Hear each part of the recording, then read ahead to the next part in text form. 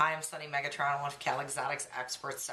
This is video number 2 in a series all about BDSM. It's your BDSM 101 from start to finish. So last video, if you haven't watched it, go back and do that. We talked about what exactly BDSM is and how most of us are practicing BDSM without even knowing it. It's not that weird. So now that we've defined BDSM, what's the point? What's the purpose? Why do people like it? There's lots of reasons people like it. It's very individual, like, you know, snowflakes and fingerprints. We're all different, so there are reasons. Some of us really enjoy playing with the power dynamic aspect of BDSM, the dominant, submissive relationship. Some of us just enjoy the role play. Sometimes when we step outside of ourselves into a different character, it gives us permission to do things that we may have been afraid to do. It lets us shed our inhibitions a bit.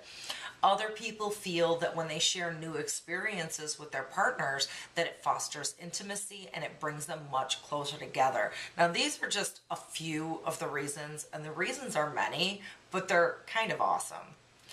One thing that's important to remember when practicing BDSM, on the outside, you know, looking in, it seems abusive to an extent. Well, one person gets to call the shots and tell the other person what to do, and the other person has to do whatever. What if they don't like it? Well, in BDSM, before anything happens, first thing you do is negotiation. You sit down and talk about what you like, what you don't like, what you might want to have happen, or what you're trying to get out of it, the feeling that you're trying to create. So you sit down and you talk about that. Secondly, you establish safe words. Now, in a dominant-submissive relationship, it seems like the dominant calls the shots, but it's actually the submissive who calls the shots. We have those safe words that mean, if we say our word, that means stop. So for some of us, it's a word like banana or periwinkle or cacao, if you're a Portlandia fan. One of the safe word models that I like to use is a graduated stoplight system. In a graduated stoplight system, you're going to use green for, hey, that feels good, I really like it, do it some more.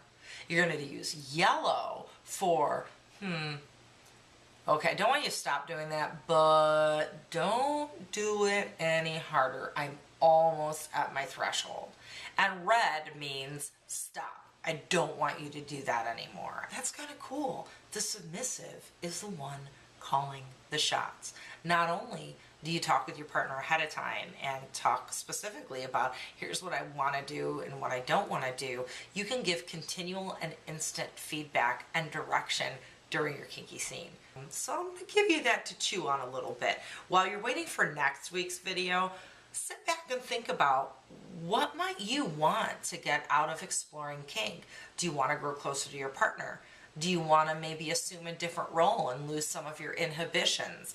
Do you really like rope and restraints and you want to tie each other up? Whatever it is, think about it and bring it with you next week when you watch part 3 of BDSM 101.